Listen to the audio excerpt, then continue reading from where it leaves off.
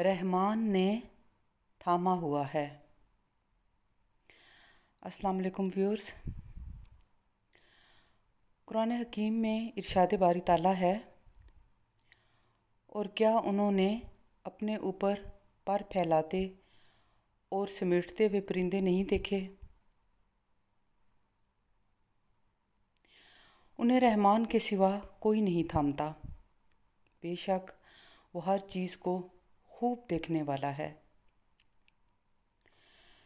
Viewers, اس آیت کی شان نزول اس طرح ہے کہ اللہ تعالیٰ کفار مکہ کو اپنی قدرت کی طرف متوجہ کرتے ہوئے فرماتے ہیں کہ کیا کفار مکہ غافل ہیں اور انہوں نے اپنے اوپر ہوا میں اڑتے وقت پر پھیلاتے ہوئے اور سمیٹتے ہوئے پرندے نہیں دیکھے؟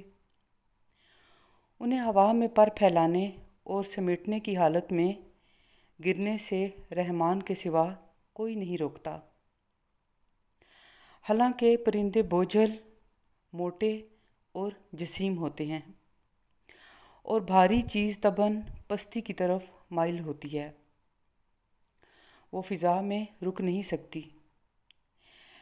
یہ اللہ تعالیٰ کی قدرت ہے کہ وہ ٹھہرے رہتے ہیں، اور جس طرح اللہ تعالیٰ نے پرندوں کو فضا میں ٹھہرایا، ایسے ہی آسمانوں کو جب تک وہ چاہے روکے ہوئے ہے، اور اگر وہ نہ روکے تو آسمان گر پڑیں۔ بے شک وہ سب کچھ دیکھ رہا ہے، اور اس پر کوئی بھی چیز پوشیدہ نہیں ہے۔ ویورز، اسی سے ملتا جلتا پیغام سورہ النحل میں موجود ہے، جس میں پرندوں کی پرواز کا ذکر کرتے ہوئے ایک اور مقام پر اللہ تعالیٰ نے ارشاد فرمایا، کیا انہوں نے پرندوں کی طرف نہیں دیکھا جو آسمان کی فضا میں اللہ کے حکم کے پابند ہیں؟ انہیں وہاں اللہ کے سوا کوئی نہیں روکتا۔ بے شک اس میں ایمان والوں کے لیے نشانیاں ہیں۔ ویورز، اس سے معلوم ہوا کہ پرندوں کو ہوا میں پر نہیں روکتے، بلکہ انہیں اللہ تعالیٰ روکے ہوئے ہے۔ اسی طرح فی زمانہ ہوا میں محو پرواز ٹنوں وزنی ہوائی جہازوں کو مشین اور انجن گرنے سے نہیں بچاتا، بلکہ انہیں بھی اللہ تعالیٰ ہی گرنے سے بچاتا ہے۔ رحمان ہی پرندوں کی طرح ان بھاری بھرکم جہازوں کو تھامے ہوئے ہے۔ ویورز، روحانی دنیا میں صوفیاء کرام کے ہاں ایک اصطلاح استعمال ہوتی ہے، اسے بھی قبض اور بسط کی کیفیت کہتے ہیں۔ یاد رہے کہ سورہ الملک میں بھی پرندوں کی پرواز کے لیے پروں کو پھیلانے کے عمل کو بسط اور پروں کو سکیڑنے کے لیے قبض کے الفاظ استعمال ہوئے ہیں۔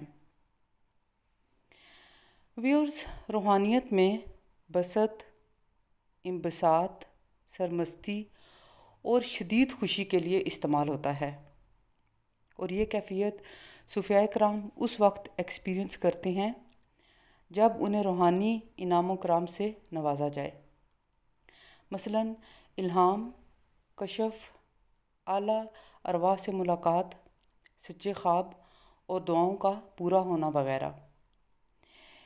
اس میں انہیں اپنی کاوشوں کا صلہ اور پھل ملتا ہے، اس لیے ایک انتہائی خوشی اور سرمستی کا تجربہ ہوتا ہے۔